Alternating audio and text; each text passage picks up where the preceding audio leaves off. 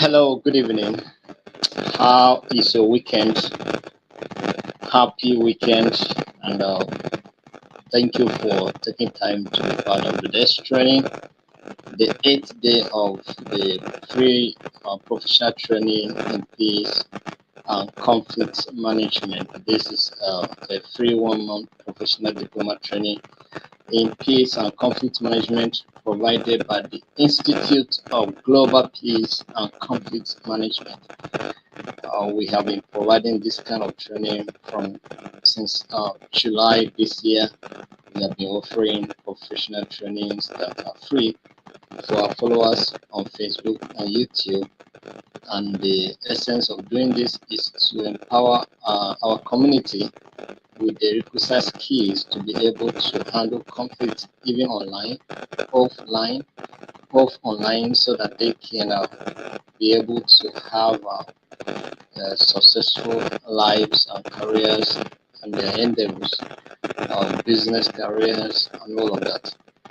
Because your ability to manage conflict will determine how far you can go in life, right? So we provided training on peace education, emotional intelligence, alternative dispute resolution, peace and sustainable development, and now we are doing peace and conflict management. Next month, which is our last training for the year, is going to be on social justice and advocacy. Going to be very interesting course, and we expect that many people will take part in that training. So I would like to welcome all of you who have been actively participating in this training, and it has been a wonderful time having you together to join this training. Thank you very much. My name once again is Mr. Joshua. I'm the registrar of the Institute of Global Peace and Conflict Management. It's my pleasure to welcome all of you for today's training, and we hope that at the end of the training, you will have reasons to appreciate what this training is doing for you and for others. So, if you are here online, do way to share the meeting with someone. Let them know that this training is for them and they can also benefit in this training. So they should come and take part in the training. All right. So thank you very much for taking time to be part of this training. So today we are going to look at something that we may say that most of us must have been familiar with, because it has to do with our tradition. It has to do with what happens in our own traditions. Do you understand? So I may be making references to different countries and what happens in your country. So if you are familiar with what I'm talking about here in your own country or in your own community, let us know that, yeah, that is what happened in your country. You may take time to explain more in the comment section how it's being done in your own tradition or community. Do you understand? So because I'm talking about the traditional method of conflict resolution, that's what we are going to look at today, right? We're looking at the traditional way of conflict resolution, because we want to see how the traditional institution have been providing vital role in conflict resolution. So this is what we'll be looking at today, and I believe that we are going to have a wonderful time. So like I say, I will be making references to so many traditions. So, and if I make a reference to your tradition and it contradicts what is being practiced in your own tradition, you let us know, right? And if actually correlates what happens in your society or in your own community, you still let us know, right? Because we are here to learn. We'll learn from you. I'll be taking such kind of comments in the comment section. I will be going through the comment section to also read what you people are saying pertaining this topic. So do way to participate by contributing what is obtainable in your own community, all right? because it helps us to understand better what we're talking about here, right? Um,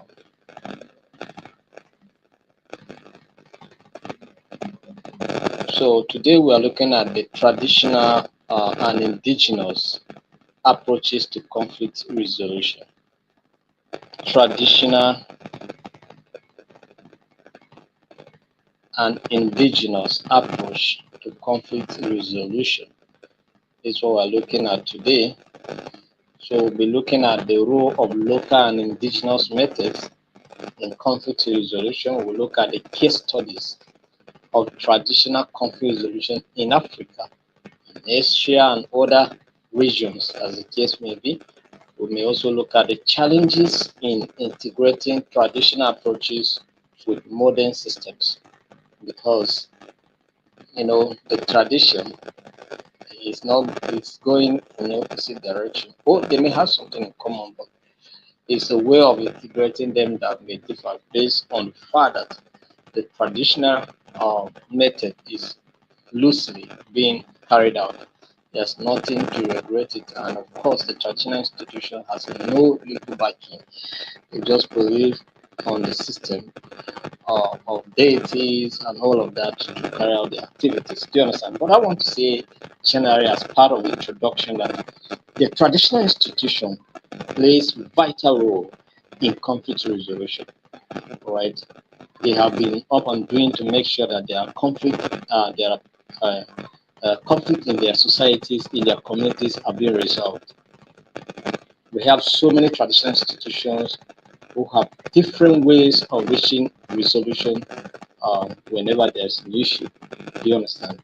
So this institution have been providing vital role, and it's one of the institutions that globally most countries don't have a legal backing for the traditional institution. Do you understand? Nothing to back them, nothing to support the work they are doing.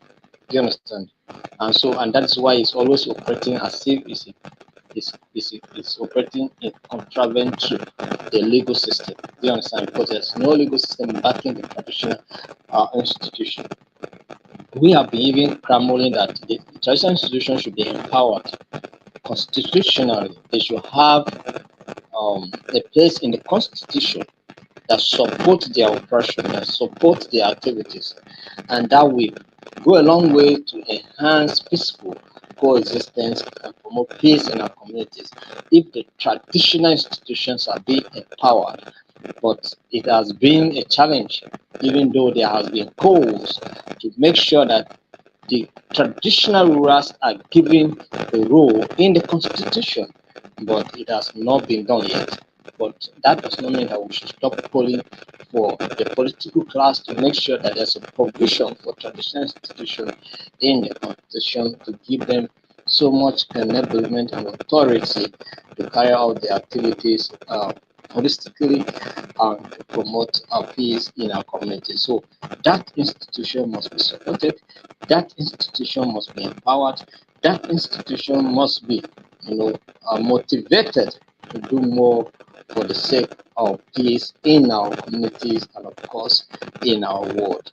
So this is what we are here to examine, to see what these institutions have been doing to promote peace in our community, the various approaches, the various methods they have been using to resolve conflict in their communities, in their society, is what we are here to look at today. And I hope that you are going to participate in this discussion effectively. You're going to also contribute towards the session. In the comment section, you tell us what you understand, you paraphrase some of the point, you also share the link with someone, inviting them to take this training, making them to understand that yeah, this training is free and they can benefit from it, and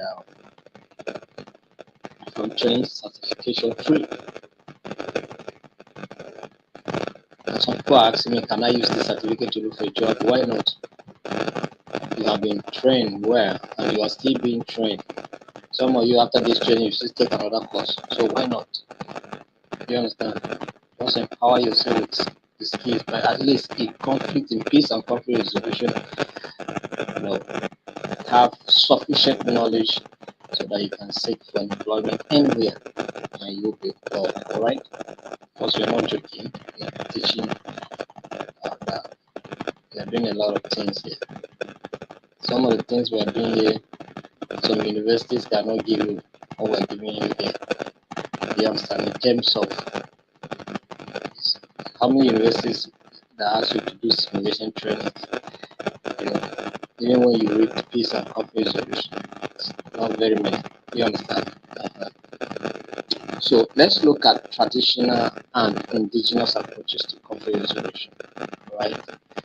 We say that they offer a unique perspective rooted in cultural, communal, and spiritual values. Because sometimes when there are issues that are too difficult to be dealt with, too mysterious to understand, they go spiritual. The traditional institution say, okay, since we cannot resolve it, let's go before the God of ancestors, so that you will go and swear that yes, you are not responsible for this, and if you are responsible for what is happening, then definitely the gods will speak. Do you understand? And whoever the gods speak against, you will bear the consequences. So they will explain the consequences to you. Know that should you lie, this is what will happen to you. All right. So spiritual values also attached. All right. So, but let's look at some of the principles and practices of the traditional religion or the traditional institution. All right. Let's look at them. One is restorative justice and reconciliation. Basically, the traditional institution promotes restorative justice against the legal or court justice. Do you understand? Because court justice is more punitive and also biased in its sense, because it promotes a win-loss loss situation. But in restorative justice and reconciliation, it focuses on making sure that communities are being restored, and whatever that was being lost or whatever harm that was being done, restoration and reconciliation take place, reconciling both parties in conflict to make sure that they continue to exist and continue to coexist in the same community. You understand? So the whole essence of restorative justice is a community-centered approach, because traditional religions involve the whole community rather than just an individual. You understand? So when a matter is happening in the community, they are not thinking about the parties, the two parties that are involved alone. They are thinking about the whole community, because they are talking in reference to the community. They say that we don't want this kind of a thing in our community, and we don't want a thing that will come to divide our own community. We have been living for years together, so there's no need for something like this to come. Do you understand? They're not just making reference to your self or to those two parties alone, but they're talking generally in the interest of the community. Do you understand? So even though it's two people that may be having challenges, but they are talking about the whole community, because they are making reference to say that this thing, if it's not being dealt with, it means that it will spread over the community and it will begin to be a problem in the community. You understand? So they make effort to resolve the conflict, restore peace, and if at all something is stolen, they make sure that it has been restored, so that, and maybe give some community, you know, assignments to carry out or responsibilities to bear. You get the point now, which are not necessary punishment. Maybe a community service, they ask you to do some kind of community service for social period. Do you understand? Do you understand? So it also reconciliation over punishment. Yes, prefers reconciliation. Parties should reconcile. You know. So after everything, you apologize and seek forgiveness. And of course, you are being forgiven.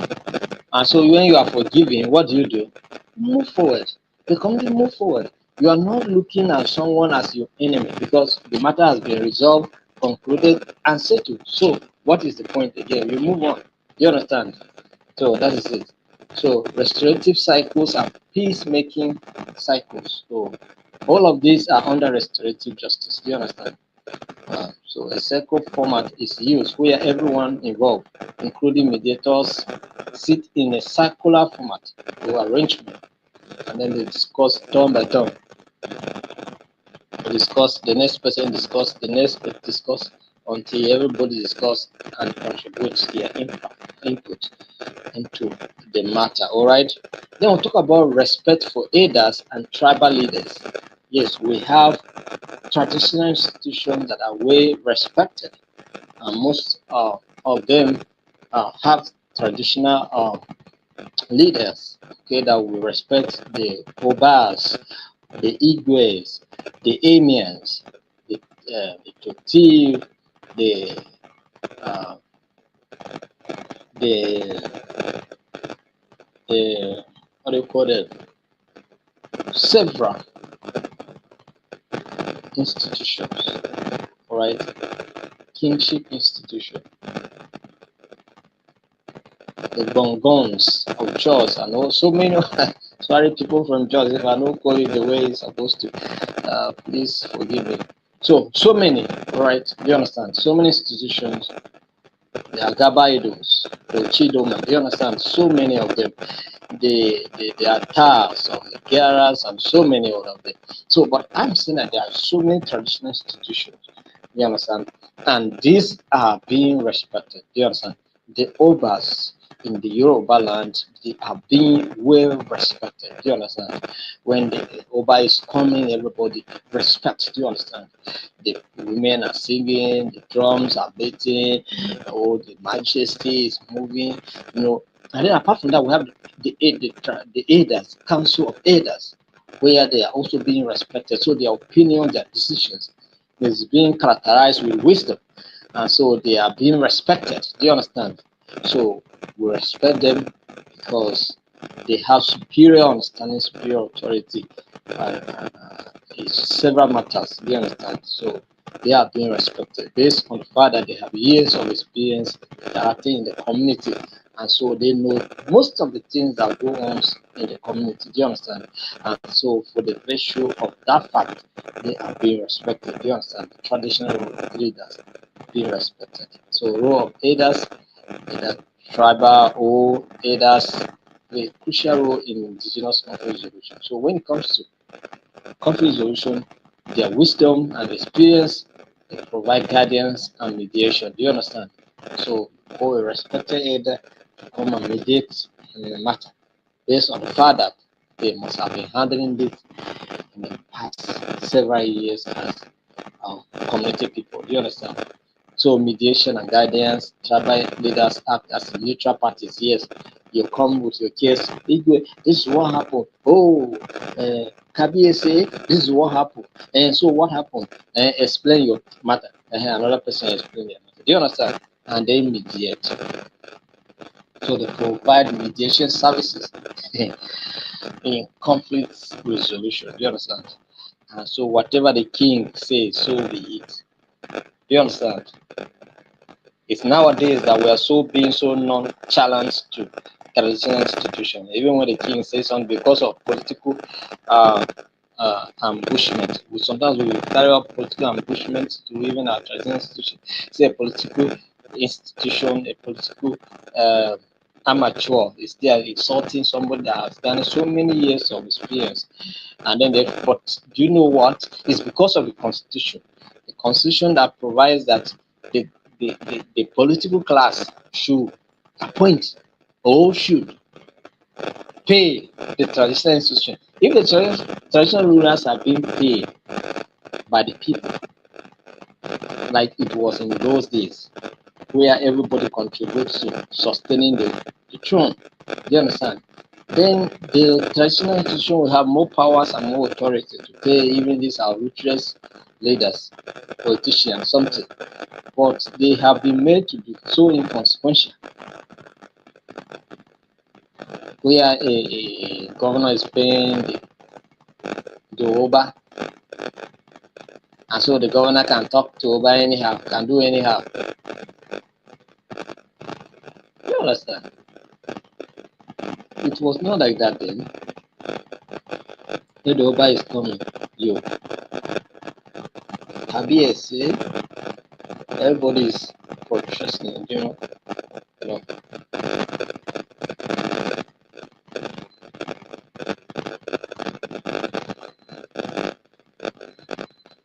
prostrate. They are coming. You don't need to. Who are you to stand? But nowadays they stand. Nowadays they just do a short greeting. You understand? Prostrate, flat, respect, because they have so much respect. You understand? And on decision they say, but nowadays their decisions are being contested. Maybe because they also are being um, their relationship with politicians is also affecting their authority.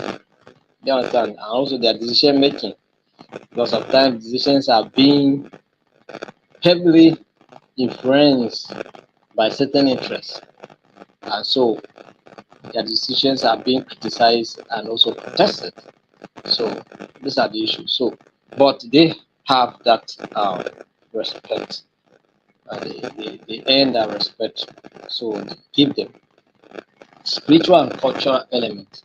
So ceremonial practices, many indigenous conflict resolution processes include ceremonies that emphasize forgiveness, unity, and healings. Rituals. Talk about the Yam Festival. Talk about so many other festivals. Do you understand? That come with a period where people share. Do you understand? Christmas, a lot of things. All right. New Year festivals are festivals that bring people together to celebrate and also to forgive one another and move forward and start a new year. Do you understand? So, and they are very, very symbolic. Do you understand?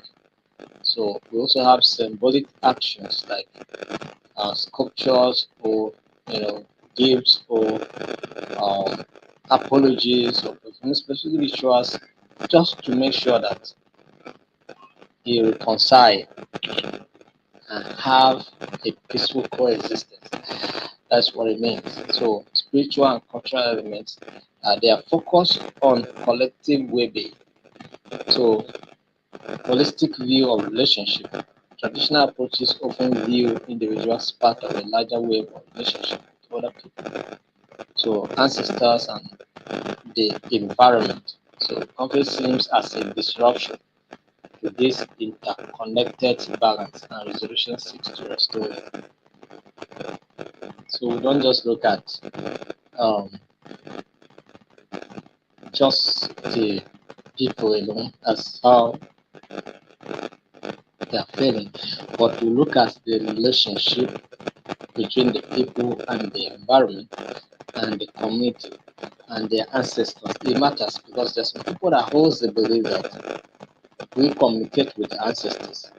And some people also hold the belief that their environment gives them more protection than when they are elsewhere.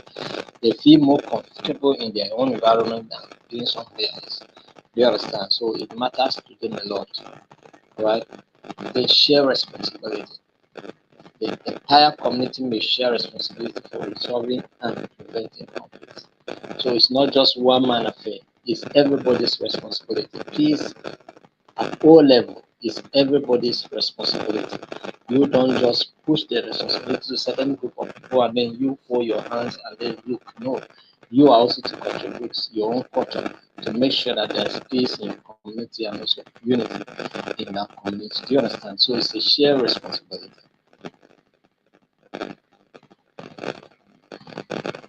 Oral tradition and storytelling. Oral tradition and storytelling. So listen through stories. Yes. So telling our stories, crafting stories to teach quality and good lessons should be, carried out. Valuable lessons are being learned from the stories that tell, right? Even if it's children's stories, tell how the Oba defeated certain war or how certain wars were defeated and fought and won. Do you understand? And that made their tradition or their king, their empire then to be so powerful and respected. We'll talk about the King Chacha of Purpose that refused the entrance of the colonial masters, resisted. I understand. They stood firm to resist the colonial masters until they were defeated. But they fought the war. They stood their ground. So tell some of these stories. It will teach children how to be bold in times of invasions, or in times of intruders. All right, or any unnecessary infiltration, to be able to resist such. All right, so oral tradition and storytelling is very important. Oral agreement resolution may be recorded orally rather than written, so reinforcing a sense of mutual trust and shared history. So whenever the Igbo make a pronouncement, whether it's written or not written, it doesn't matter, it stands. The Igbo says, and the Igbo says, and it remains. And so it means that whatever Igbo says the truth. And you cannot come to Igbo tomorrow and say, Igbo you say, and Igbo will say, I did not say so. No.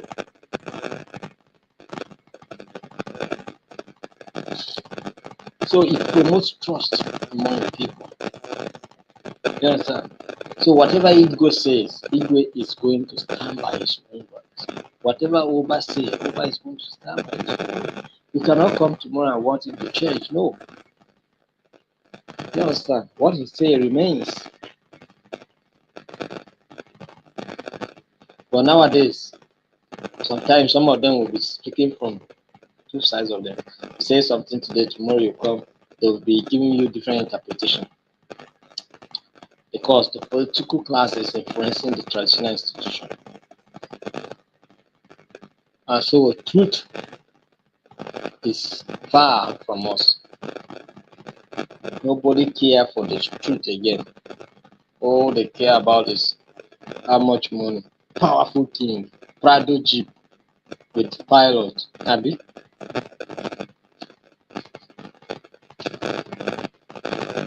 So those things matters most now than truth, than justice.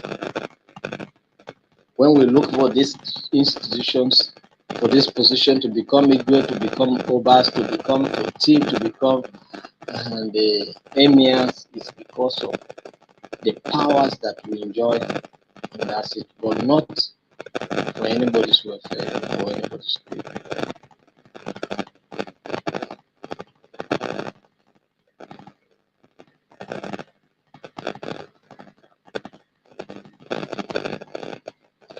So let's look at the roles played by the local and the indigenous methods in conflict resolution.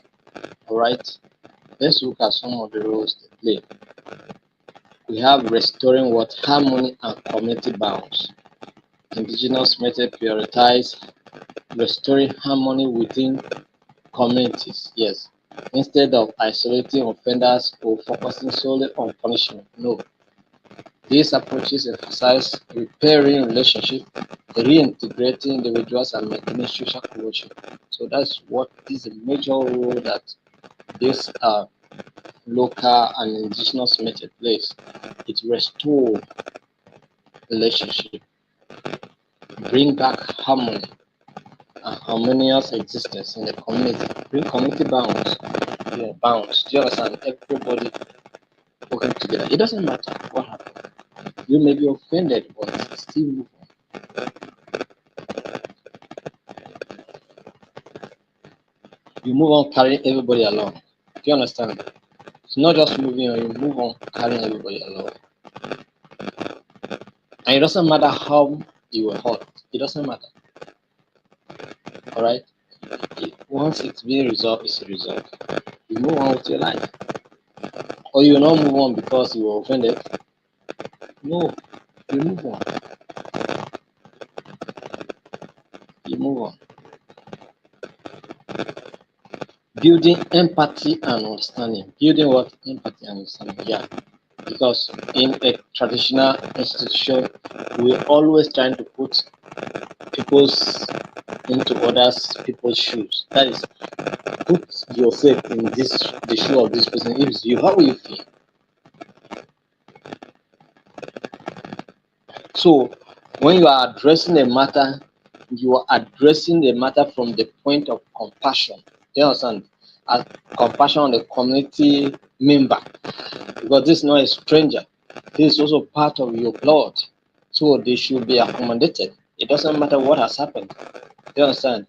Mistake can occur, wrongs can be done. But of course, there's a place for forgiveness, and we continue as a community people. Do you understand? So building empathy and understanding is much in place, and it's one of the role that traditional methods plays, right? Strengthening cultural identity and continuity, right? Indigenous conflict resolution methods are deeply connected to cultural values, beliefs, and practices, right? Yes.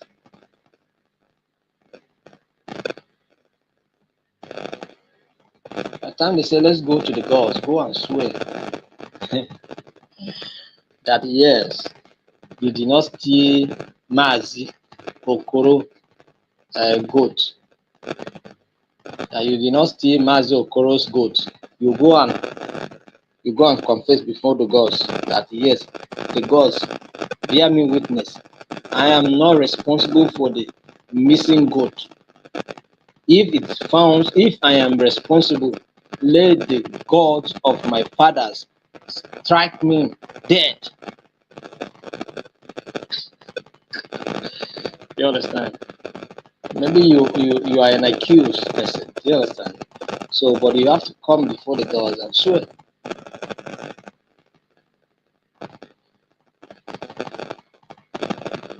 So, if tomorrow you sleep and you did not wake up, it's a concluded. It is a matter. It's concluded that you were the one responsible for the missing goat. So, so, so, so you were just pretending, and the gods just answer you according to your wish. Because they say they should strike you if you are responsible for the missing goat. So, if you sleep and you not wake up, it's concluded that you were responsible because the God has reacted. You understand? The God has responded. Therefore, so cultural identity, practices, all those beliefs, all these values, attach values to those things. In those days, in my place, there's what we call swim. If they tell you go before swim, be careful. If you talk anyhow, swim, we just deal with you like, you understand? Suddenly, we don't want to go to it because truth has depleted.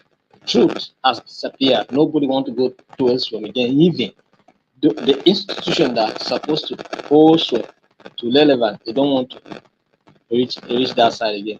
Nobody want to talk about Aleku again. They're talking about city. Nobody want to talk about Aleku.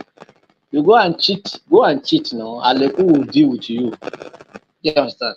But no, but nowadays, we don't want to talk about Aleku again. We don't want to talk about swear. We don't want to talk about, you know, all those things. Just want to fuck. We say, oh, Christ has redeemed us. I'm a born again. I don't do all those things again. Yes, it's agreed. But if you are truly a born again, fine. But if you are not truly a born again, you are doing wrong things, and they were hiding under the umbrella of Christ for the fact that He has redeemed you and give you freedom to be free. No more. We say it's final day that you see judgment. You understand? And so you are taking that for granted. But I like the traditional institution. It's the God of immediate. The waste time. You say, if I am responsible, let the gods strike me. The gods will not waste time. Just wait and watch. Maybe as you are even going back from where you are going, say, lion will just come from nowhere and lion you. You understand? Just wipe you off. And then we'll just conclude that, oh, the gods have responded. You understand? Very sharp. I'm not waiting. No. So if you are responsible, you dare not go. except you choose to die. You know, there are some people that will choose to die. For me to confess this thing, is better I should die. But it's better to confess the offense than to die now.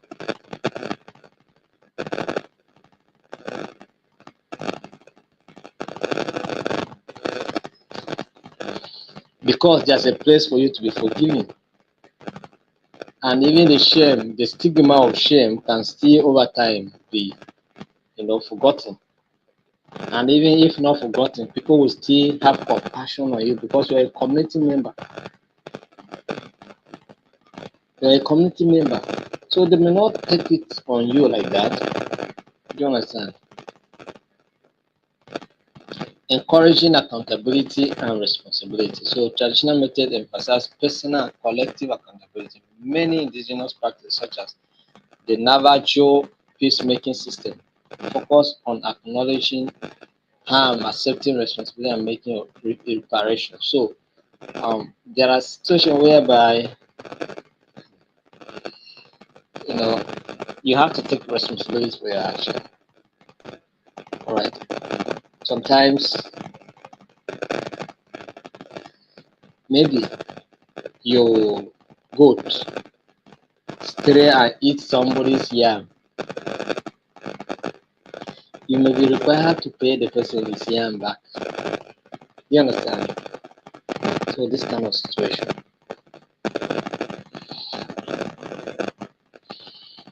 So you must take accountability. You must take responsibility. It's very important. Promoting non-adversarial solution. Non-adversarial solution. Promoting non-adversarial solution. Don't create enmity. Do you understand?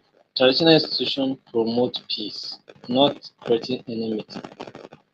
Except sometimes you push it to a point whereby you are asking the gods to intervene.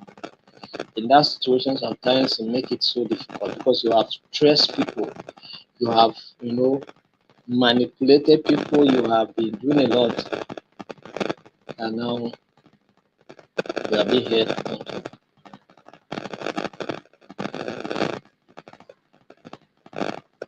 But even at that, you are not to hurt anybody. You are not to make anybody your perpetual enemy. Don't make anybody your perpetual enemy. It gets offended you.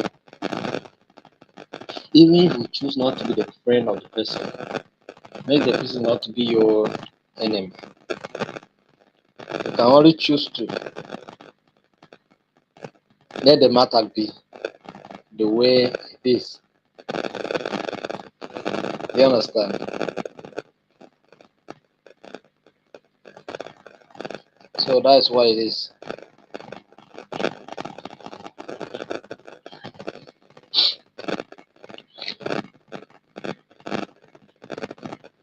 Utilizing local knowledge and resources. Utilizing local knowledge and resources. Indigenous communities have unique knowledge of local context, histories and relationship, which enables them to craft context-specific solution. To craft context-specific solutions. This insight can address nuisance that may be overlooked by external or formal judicial systems. So there are certain ways that the traditional institution or certain approach or certain ways of resolving conflict that may ordinarily be ignored by other institutions. But the traditional institution consider those things very, very important. Understand? So maybe to a point to say, let's go and consult the oracle. Do you understand? There's a case that happened. There's a case that happened. My brother, my document, and that of my elder brother. Somehow, his own disappeared mysteriously, but my own somehow was. It was a case of one chance people running away with my bag and things like that. So but it was happening at the same time. Do you understand? At the same interval also. So when it happens, I went to school. I tried as much. I was in school in the university. I tried as much as possible to recover those documents. I couldn't.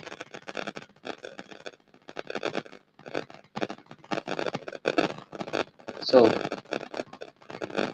but before I resumed back to school, trying to recover all those documents, I have to. When it happened, because I was going to school when the thing happened, so I have to return back and then look for money, and also because the bag that they ran with my money was also inside, so I have to go back and look for more money. In those days, bank was not an issue. So I returned back, look for more money, and then I told my father that this is what happened. And my brother also lost his own documents not long ago, mysteriously. So what is happening? So call your brothers. That's what I was telling my father. Call your brothers. But my father is someone who believes he'll do the work of God very well. So he doesn't want all this traditional something to come in between his faith. So, but I told him that you have brothers, which are considered as uncles, right? So you have to let them know what is happening, so that they will not come and say that things were happening like this, but you did not tell them. So you go and tell them, let them know. So he told them, they called for a meeting. When we went there, they began to talk, and then some of them were accusing themselves inside, to the amazement of myself and even my father. You understand? And then some of them now suggested that we should go and consult an oracle, okay, so that we know why documents of the children are disappearing. So my father, being a man that feared God and work with God, said, no. I cannot go and consult oracle. Why? Oracle may rather create an enmity between, because oracle, if you go, an oracle may point at someone, definitely.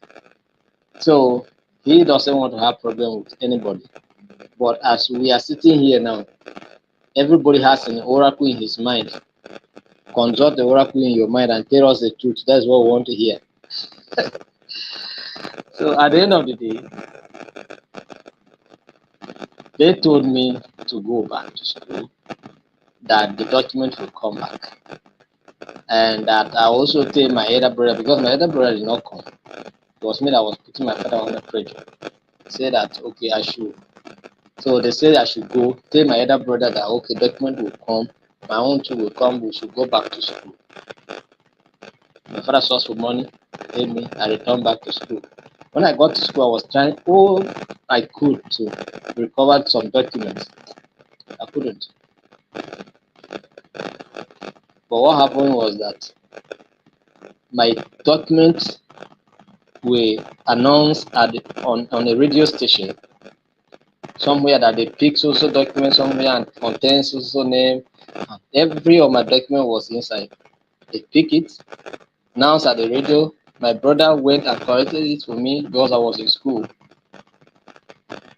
And so where it announced was in my state, because that's where the thing happened. So he collected my own document.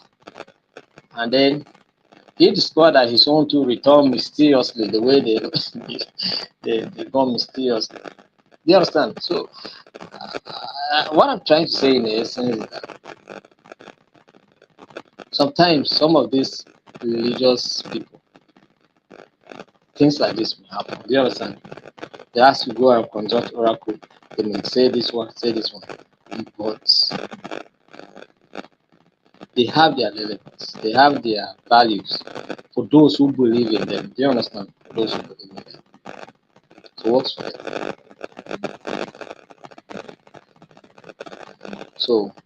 So by utilizing local knowledge and resources, indigenous approaches can be more sustainable, practical,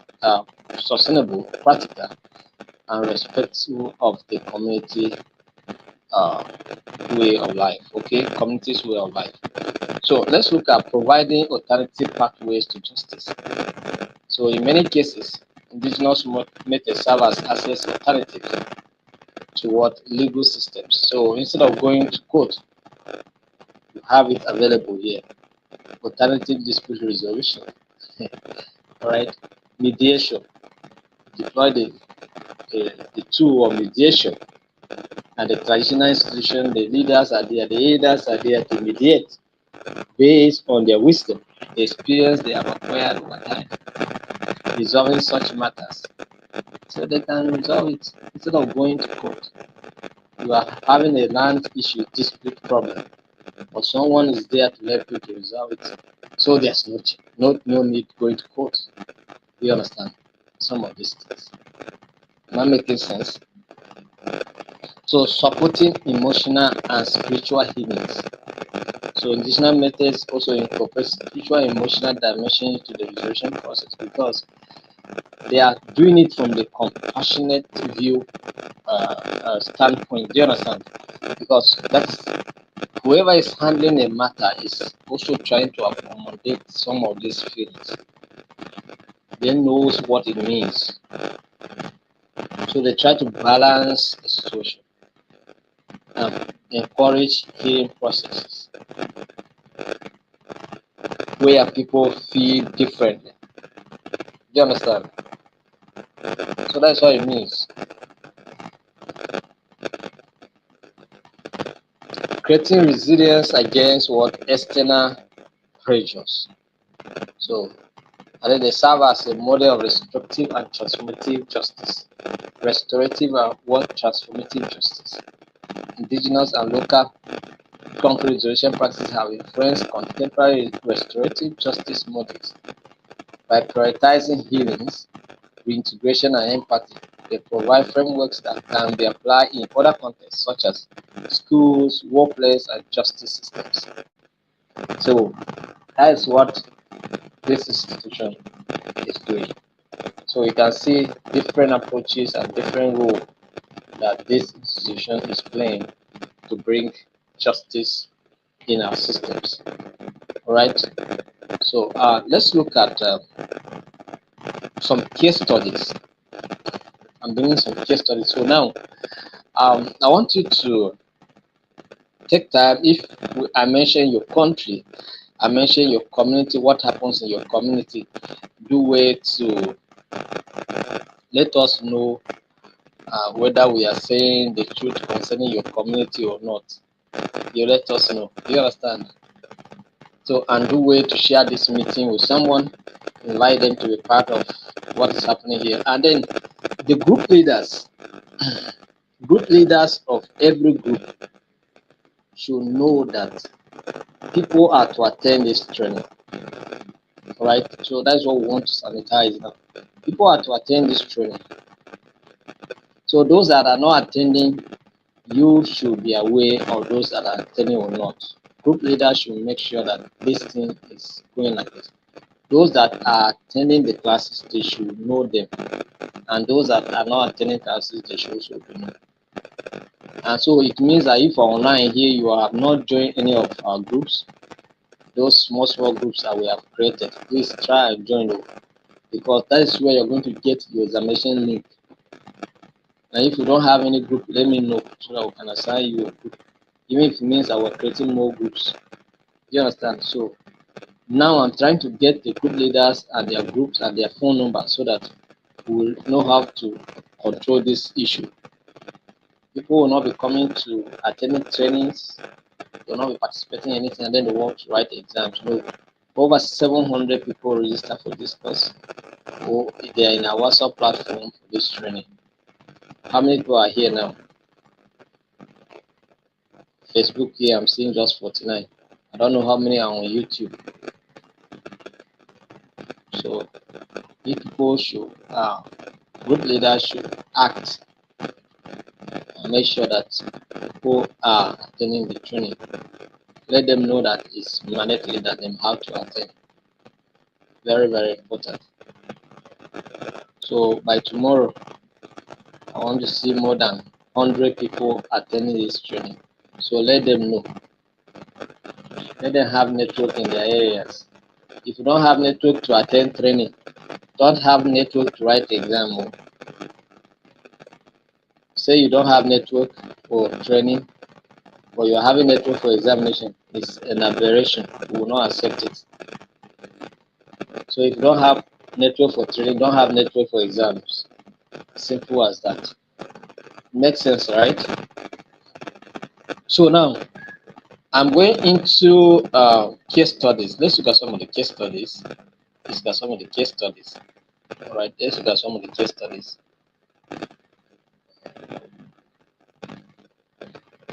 So that if you're not in the group yet, chat. But you are in our main group, right?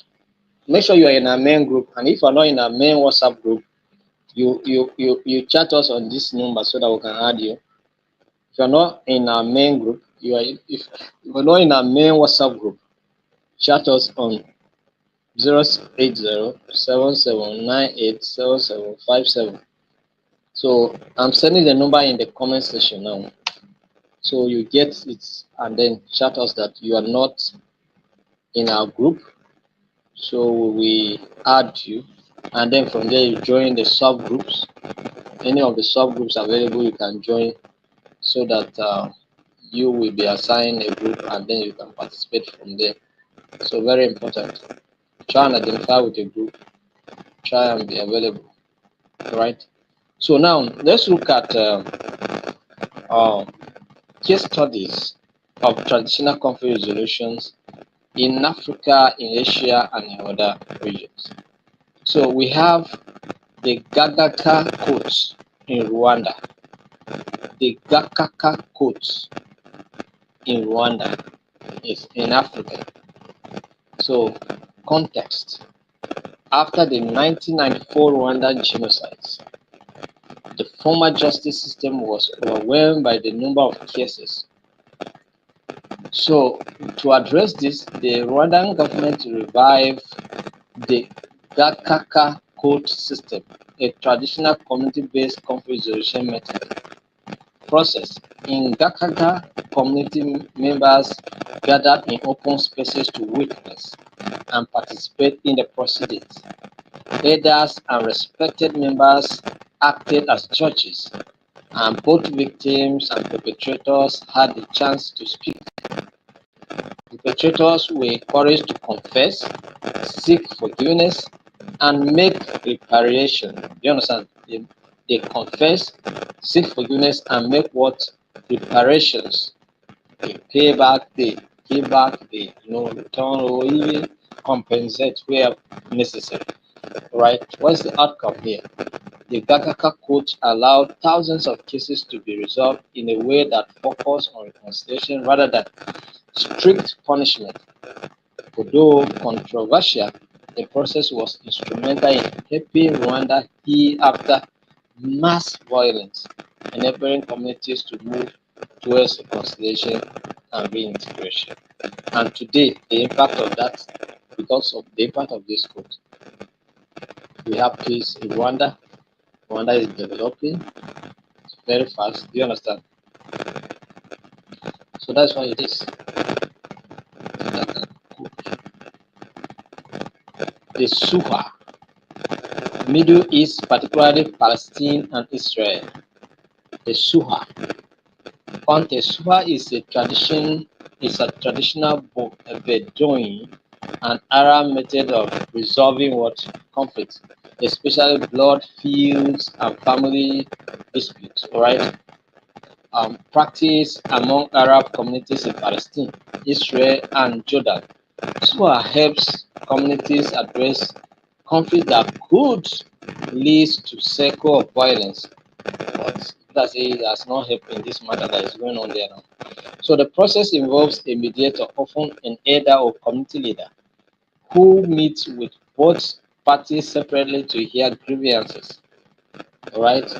When ready, both parties come together in a formal reconciliation process or meeting where symbolic acts like shaking hands or sharing a meal mark the end of conflict. So after they come discuss and reach an agreement, they shake hands and then eat food together. The matter finish. Do you understand? No more conflict.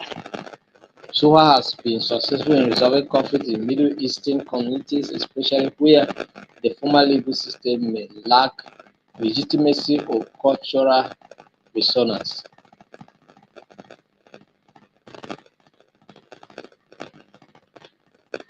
So we have the Ho'oponopono. So if you are from Hawaii and I didn't call this name very well, kindly forgive me. But we have what we call the Ho'oponopono. Do you understand? The Ho'oponopono, Hawaii and Polynesian cultures. So context in Hawaii, Ho'oponopono is a traditional conflict resolution method used within families and communities to restore harmony and resolve conflict. It is rooted in the belief in interconnectedness and the need for spiritual and emotional cleansing. So, process: a respected elder or a trained mediator guides the parties in discussing the issue openly. Participants are encouraged to forgive each other, release anger, and reach a point of mutual understanding. This process involves prayer, reflection, and a symbolic act of forgiveness. So that's it. So forgiveness is in place. So as an offender, you are being encouraged to seek for forgiveness, ask forgiveness. You understand? Because we are encouraged to forgive one another. And that's the only thing that can make the world beautiful. If you refuse to forgive someone, you too may not be forgiven. So what will happen? You too will be sent to prison, right?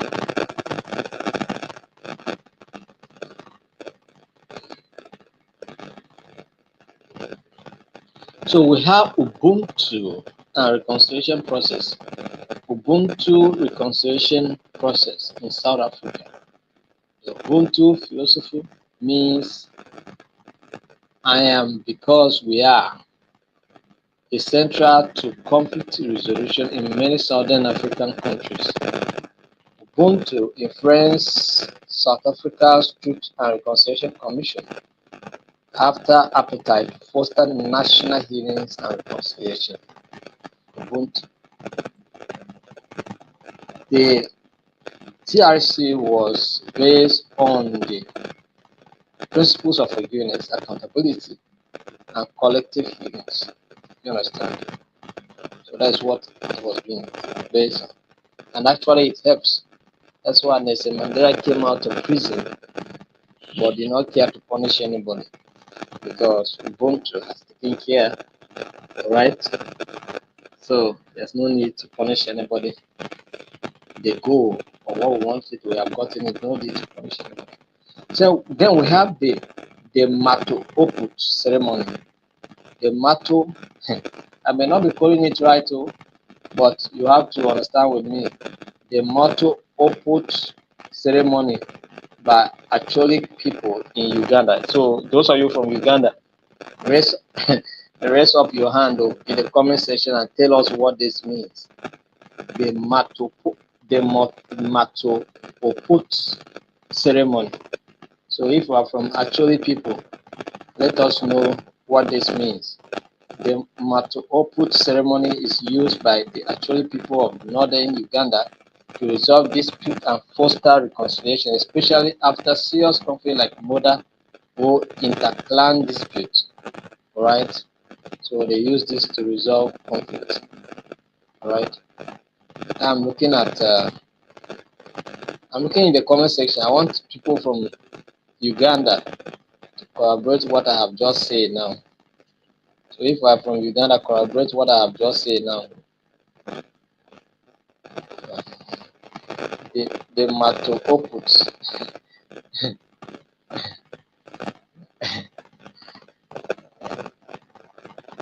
So people from Uganda, you should corroborate what I have just said now.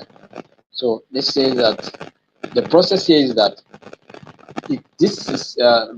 this ritualistic process involves both the offender and the victim's families drinking a bitter root drink. Hey, symbolizes swallowing the bitterness of the conflict. Wow. Signifying forgiveness and the end of feud. Gifts or compensation may also be exchanged. People from Rwanda, people from Uganda rather. Is this true? Let us know. No one from Nigeria, calm down. I'm coming to Nigeria. I will give you many. I did Nigerian list separately. You hear, you hear it. So yes, Akot, you are from Uganda, so you have to tell us more about this, how it's being done. But when you take bitter roots or bitter roots, it symbolizes that you have swallowed what? You have swallowed the bitterness of the conflict, and that is a good one. It's a good illustration. Then the outcome here is that the motto Oput ceremony has been instrumental in helping communities in northern Uganda recover from violence, especially following the Lord's Resistance Army conflict. It helps both the victim and offenders' families reach emotional and spiritual closure, fostering community unity. So this is what it means. Then we have the Gotera system. The Gotera system from Botswana. So I know we have Botswanans here. So if you are from Botswana, if somebody from Botswana is called what? The Botswanans or the Botswanians or the Botswana. So whichever way. So but if you are from Botswana, come and tell us Gotera system. Gotera system, what does that mean? Or Gotera system. Either Gotera system or Gotera system. But we have KGO TLS system, right? Gotera system. So the Gotera is a traditional public assembly used by Botswana's Tswana people. It serves as a place of community dialogue, decision making, and dispute resolution. So the Botswana people come and tell us about the Gotera system. I'm going to the comment section. I want to hear from. I know I have people from Botswana here. Talk to us. Want to hear from you.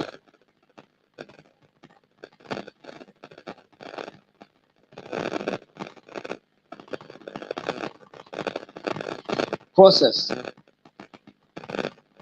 This is led by a chief or community leader. The culture involves open discussion where community members can express their opinions. It emphasizes consensus building, transparency, and participation. So that's what it means. We have the Palava hot system. We have the Palava hot system. Palava hot system in Liberia. So those of you from Liberia, come and justify what we're about to talk here now. The Palava hot, a traditional conflict resolution method used by rebellion communities, was integrated into the national reconciliation process after the rebellion's civil war. Right? So in the Palava hut, community members gather with elders to discuss conflict openly, focusing on honesty, forgiveness, and reconciliation. Right? So that's what it is.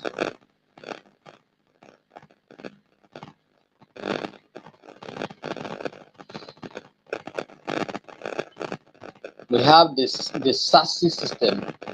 The SASI system in Indonesia.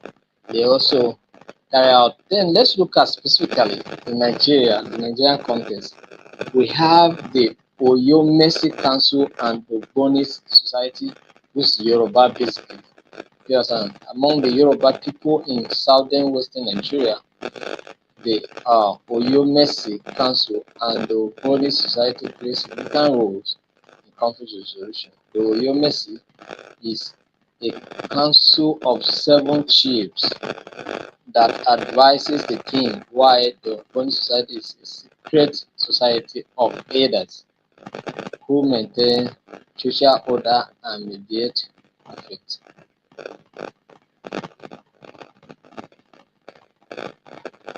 So that's Oyomesi. So it's a group of elders, respected elders, those ones that you know that they have something of by their experience. They can make such decisions and mediate. So the Oyomesi Council mediates disputes at the political and community levels. You understand? Political and community levels. Often with the involvement of the king or Oba as the final arbiter. So if it's a case that will be referred to Oba, it will be taken to Oba for final, decision. Do you understand? So Obas are also involved. Then we have the Igbo elders and the Amala. Amala or Amala. Igbo people, you can help us here. I know people are here. So Igbo elders and Igbo elders and the Amala. Yes, among the Igbo people in southern eastern Nigeria, village elders or the Amala are primarily responsible for what? Dispute resolution. So when they try to resolve at that level and they cannot, they take it to the Igwe, and the Igwe, can be able to intervene in it.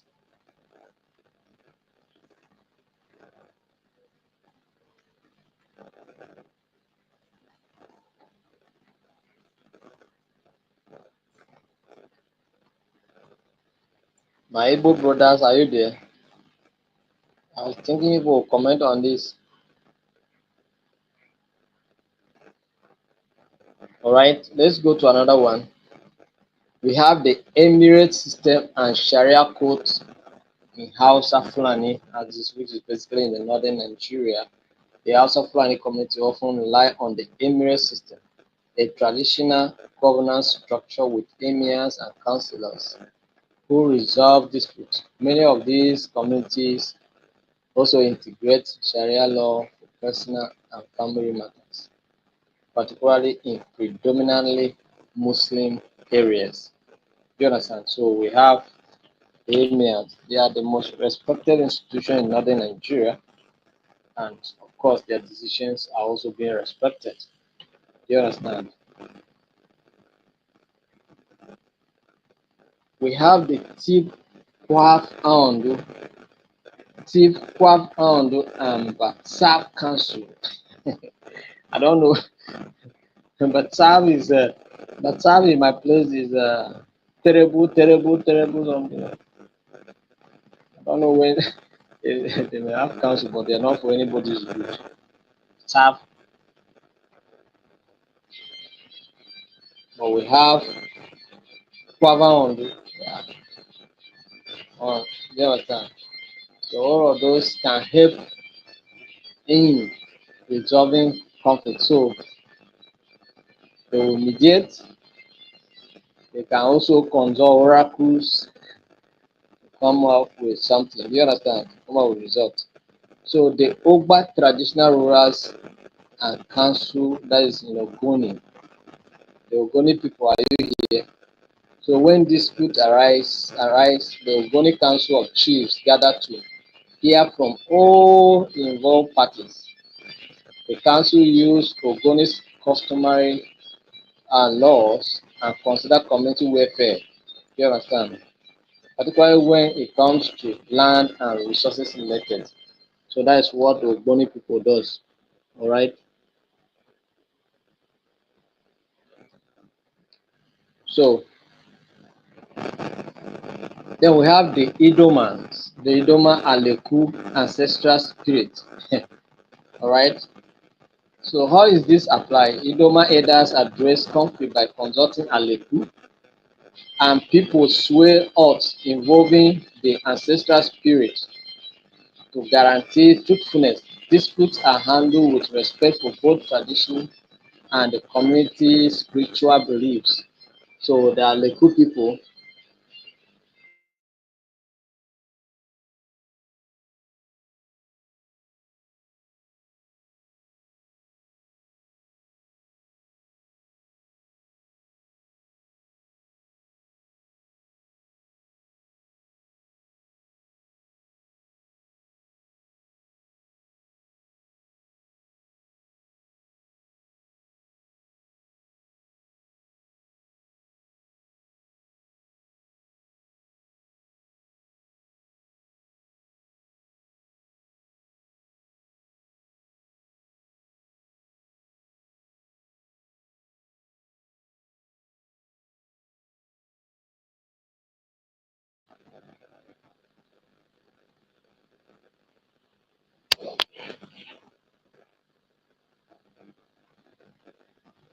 So the Idoma people have what we call Aleku.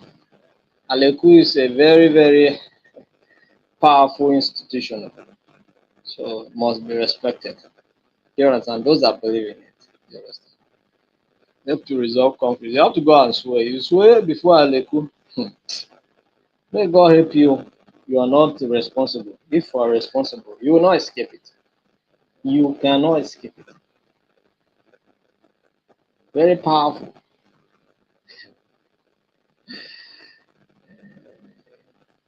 So you don't know Idoma tradition, go and find out. Right? So you hear okay.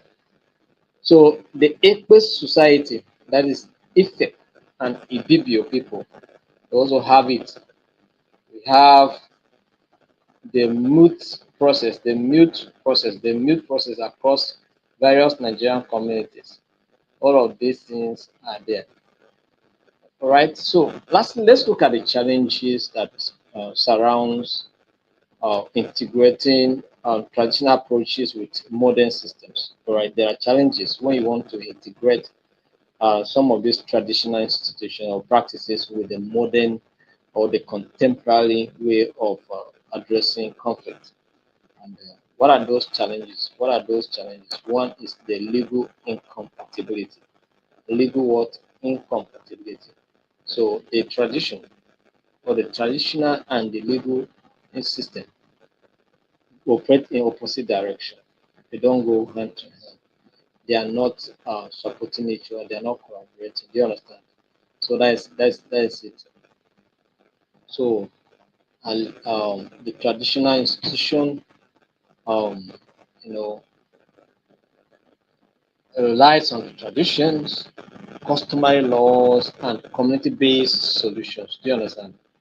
Which may not always align with the written standardized process of modern legal system. So it's a challenge. So modern courts may view traditional judgment as lacking procedural safeguards. So and then it makes it so difficult to integrate the two together. Do you understand? So and that's why decision taking at the traditional level cannot be enforced in a court of law. It will be notified, and so a new process will start. Do you understand?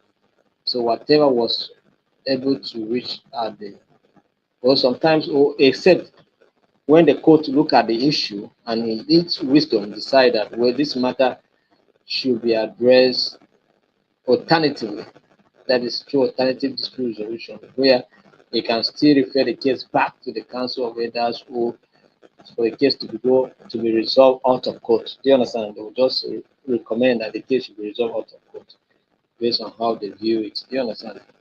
So human rights concerns. So some traditional practices may conflict with modern human rights standards, of course, because some of these things sometimes people's rights are being abused. You can imagine a wife, a woman who lost the husband, being manhandled. They shave her head, maltreat her, cause her to go and swear before the gods that she's not the one responsible for the death of the man. How can you how can you tell me that the woman is responsible?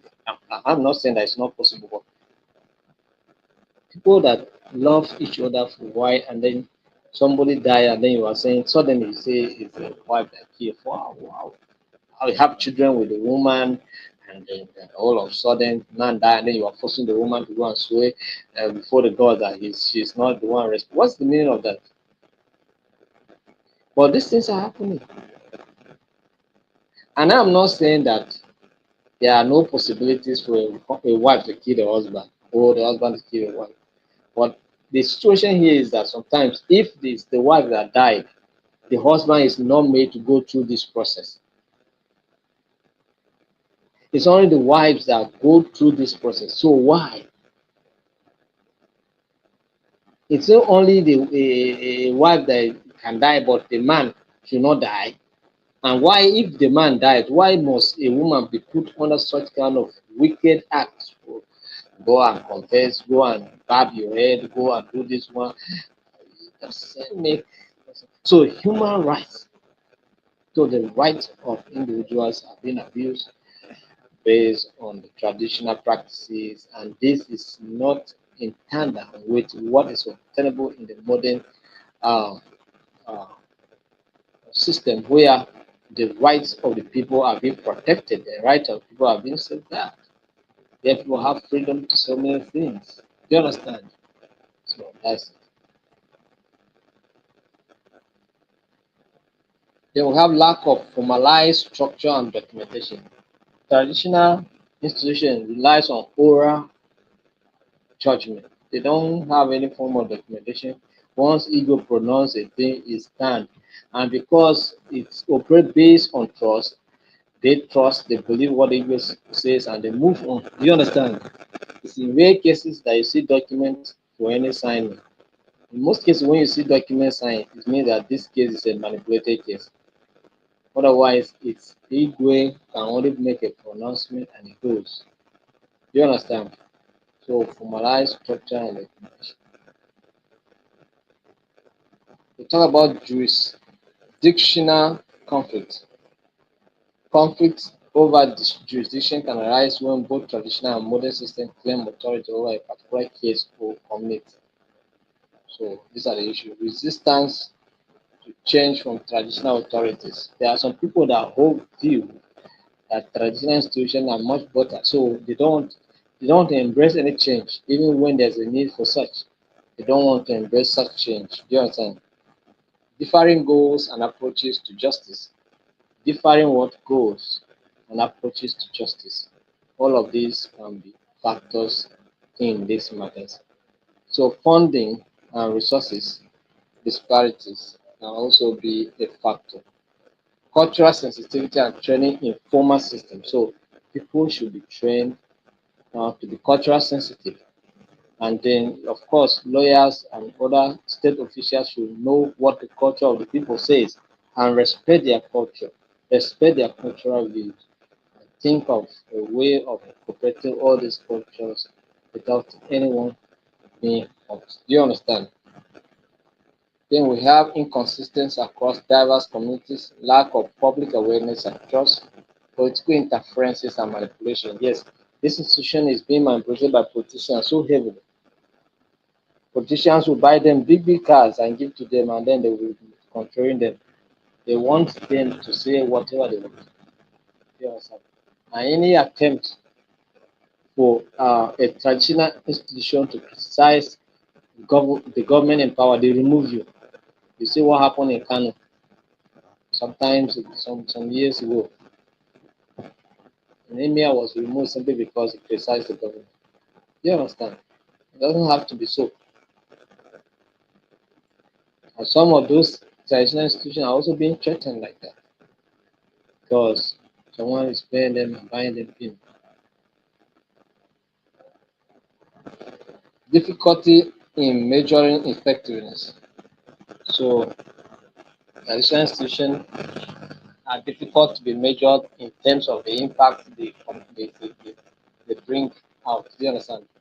So, but let's look at some of the potential solutions for overcoming the challenges we have highlighted. Right?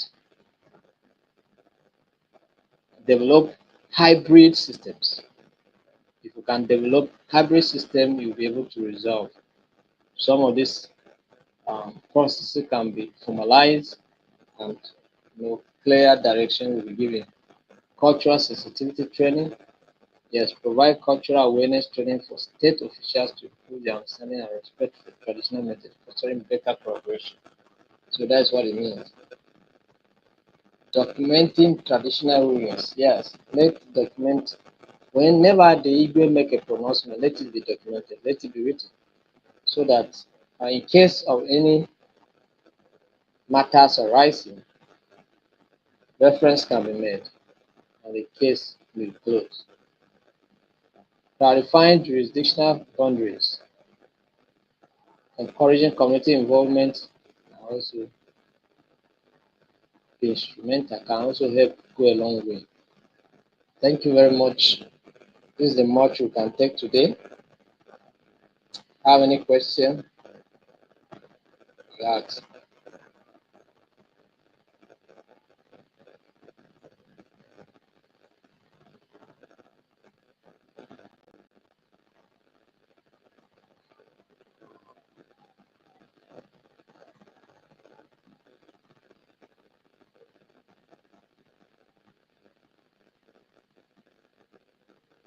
So any question, if you have any question you can ask. If you have any observation you make. If not, we have come to the end of today's training.